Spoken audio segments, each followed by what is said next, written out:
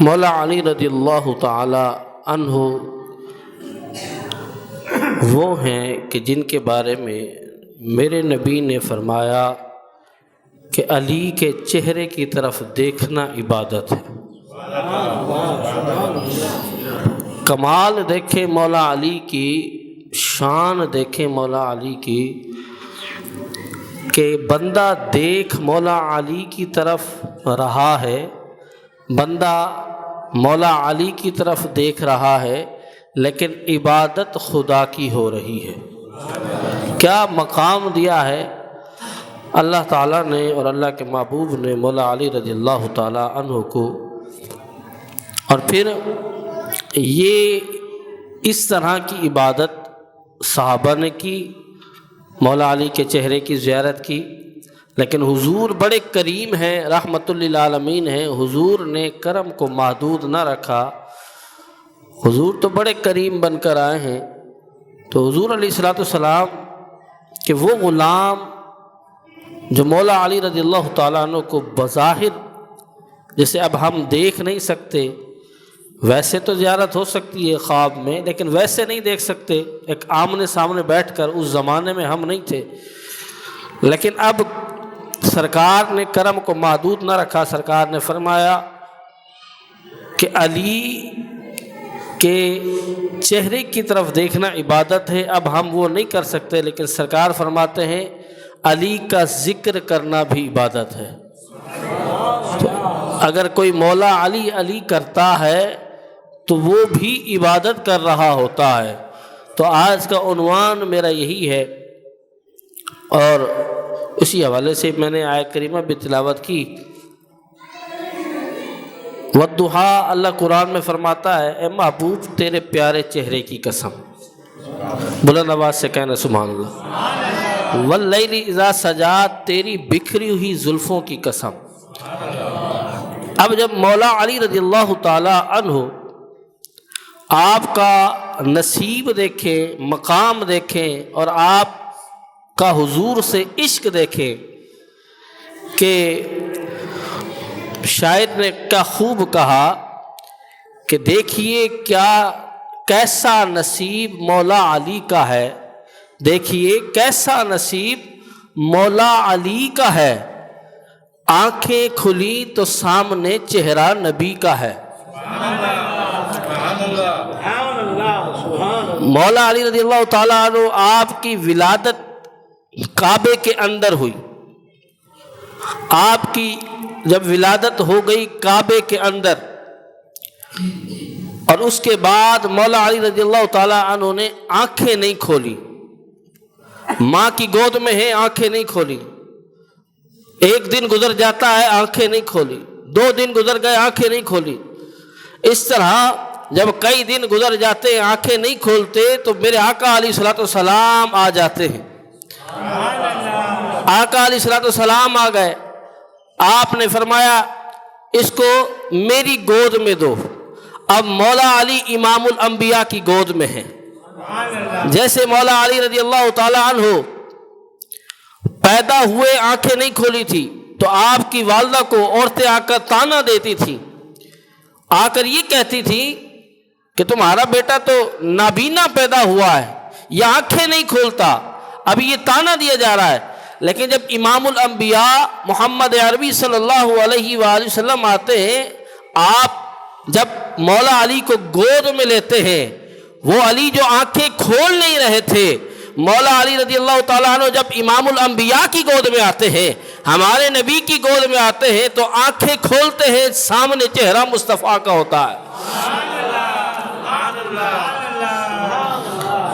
وجہ کیا تھی؟ آنکھیں کیوں نہیں کھول رہے تھے؟ وجہ یہی تھی، چاہتے تھے کہ آنکھیں کھولوں تو سب سے پہلے اگر کوئی جلوہ سامنے ہو، سب سے پہلے اگر حسن دیکھنا ہے تو وہ میں نے حسن مصطفیٰ کو دیکھنا ہے۔ چاہتے یہ تھے کہ حضور کا دیدار ہو۔ اور حضرت علی رضی اللہ تعالیٰ عنہ کا اپنا فرمان ہے، لم یر قبلہ ولا بعدہ مثلہ، یا رسول اللہ آپ جیسا خوبصورت نہ آپ سے پہلے دیکھا ہے نہ آپ کے بعد دیکھا ہے۔ آپ اتنے خوبصورت ہیں۔ مولا علی رضی اللہ تعالیٰ عنہ کا علم تو دیکھیں. حضور فرماتے ہیں انا مدینۃ العلم وعلی بابھا، میں علم کا شہر ہوں، علی اس کا دروازہ ہے. علم تو دیکھیں، ابھی پیدا ہوئے آنکھیں نہیں کھولتے. وجہ کیا تھی؟ جانتے تھے کہ حضور آئیں گے، کرم فرمائیں گے اور مجھے جھولی میں لیں گے، پھر میں دیدار کروں گا، اس سے پہلے میں نے آنکھیں نہیں کھولنی. کیا آپ کا علم ہے؟ مولا علی رضی اللہ تعالیٰ عنہ کی بڑی شان ہے، آپ کا بڑا مقام ہے. مولا علی رضی اللہ تعالیٰ عنہ، یہ جو حضور کے چہرے سے آپ کا عشق تھا اور اس کا خاص کرم اس طرح بھی ہوا اس واقعے میں کہ مشہور واقعہ آپ نے کئی بار سنا ہوگا کہ ایک بار ایسا ہوا مولا علی رضی اللہ تعالیٰ عنہ نے نماز عصر ادا نہیں کی تھی. ادھر میرے آقا علیہ الصلوۃ والسلام نماز عصر ادا کر چکے تھے. میرے آقا علیہ الصلوۃ والسلام مولا علی رضی اللہ تعالیٰ عنہ کی گود میں سو جاتے ہیں. اب مالک کائنات امام الانبیاء امام الاولیاء کی گود میں آرام فرما ہے. اب مجھے بتائیں، جو شخص جو ہستی سب سے پہلے دیدار بھی حضور کا کرے اور آنکھیں اس لیے نہیں کھولے کہ کسی اور کو نہ دیکھوں، ماں کو نہ دیکھوں، باپ کو نہ دیکھوں، اور کو نہ دیکھوں، دیکھوں تو حضور کو دیکھوں. اب جب جھولی میں مصطفیٰ ہوں گے تو کسے دیکھ رہے ہوں گے؟ حضور کو ہی دیکھ رہے ہوں گے. حضور کو دیکھ رہے ہیں.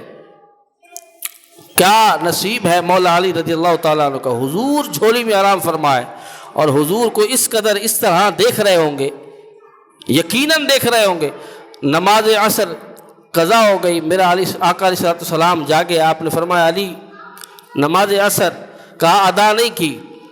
آقا علیہ السلام تو مالک کائنات ہیں، آقا علیہ السلام تو مالک کائنات ہیں، میں تو مالک ہی کہوں گا کہ وہ مالک کے حبیب، یعنی محبوب محب میں نہیں میرا تیرا. آپ نے دونوں ہاتھوں کو بلند کیا.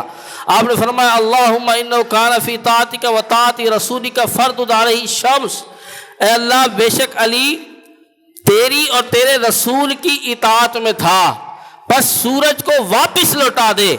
حضرت اسما کہتی ہے وہ سورج جو ڈوب چکا تھا، مولا علی رضی اللہ تعالیٰ عنہ کی نماز عصر قضا ہو چکی تھی، میرے آقا نے دونوں ہاتھوں کو بلند کیا، دعا کی، سورج واپس پلٹ آیا.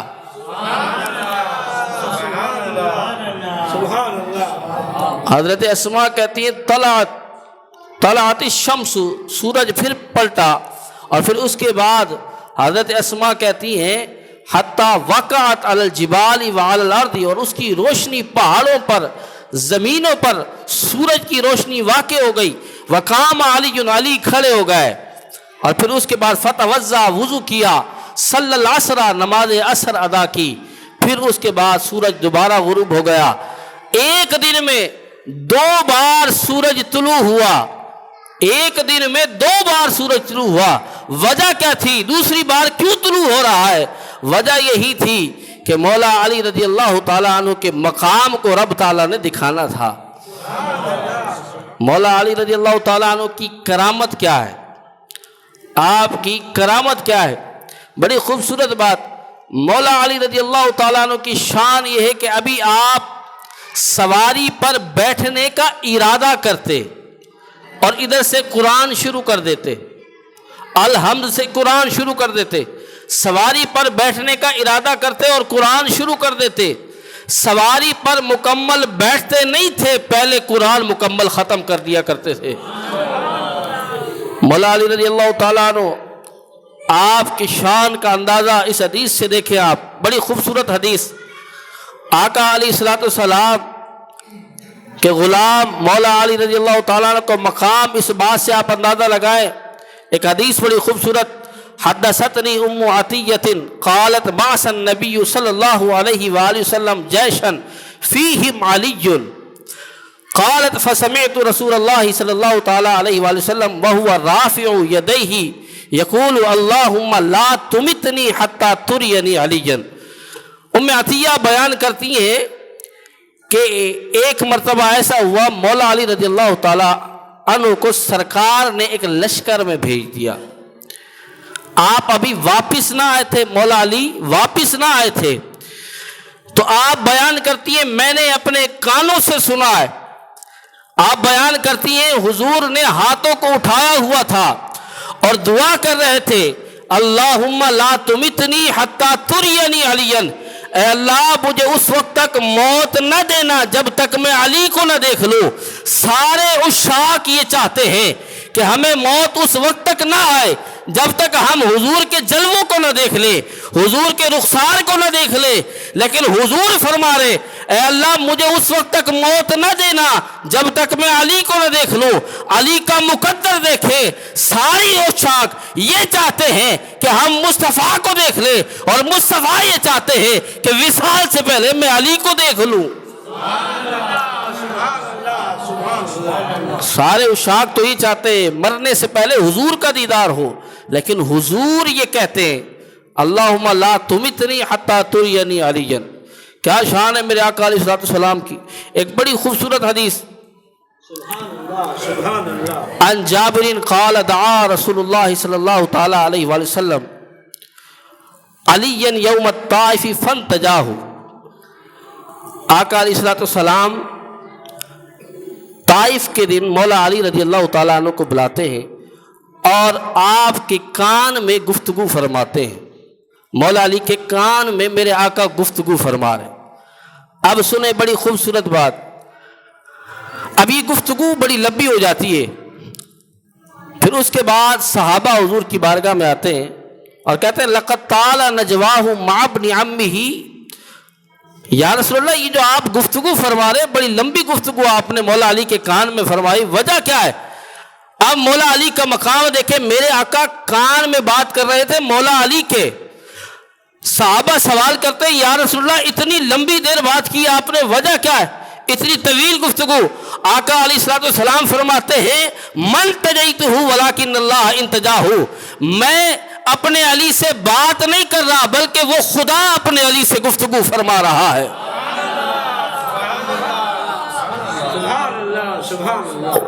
جس سے خدا گفتگو فرمائے اسے علی کہتے ہیں، جس سے خدا گفتگو فرمائے اسے علی کہتے ہیں۔ اور میرے آقا علیہ السلام کی بڑی خوبصورت ایک اور حدیث، بڑی خوبصورت روایت، توجہ کریں۔ میرے آقا علیہ السلام کہ ایک صحابی حضرت انس ابن مالک وہ روایت کرتے ہیں، کہتے ہیں کان عند النبی طیر فقال اللہم ائتنی بأحب خلقک الیک یأکل معی ھذا الطیر فجاء علی فأکل معہ۔ بلند آواز سے کہے سبحان اللہ۔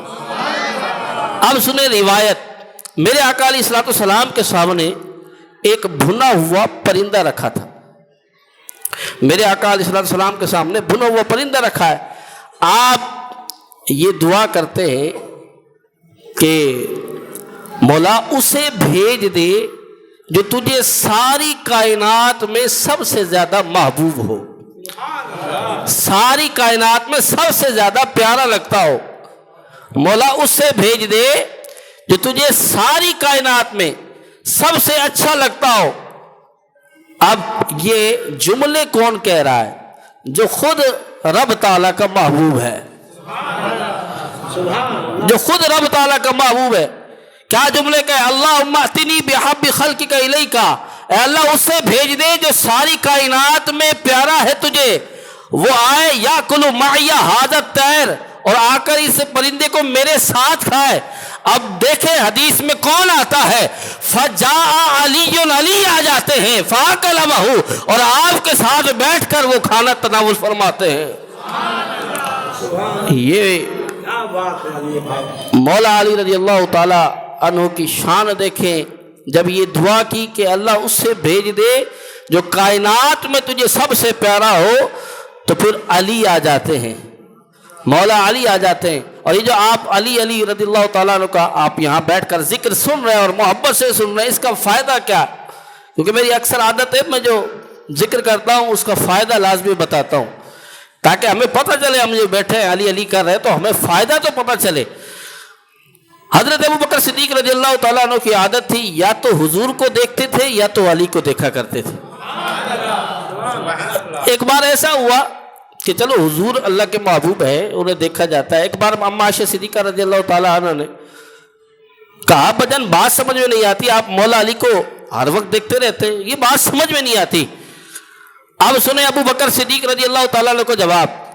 جو لوگ کہتے ہیں کہ آپس میں اختلاف تھا، محبت نہ تھی، سنیں، جس سے نفرت ہوتی ہے بندہ اس کے چہرے کی طرف نہیں دیکھتا، بندہ اس کے چہرے کی طرف نہیں دیکھتا۔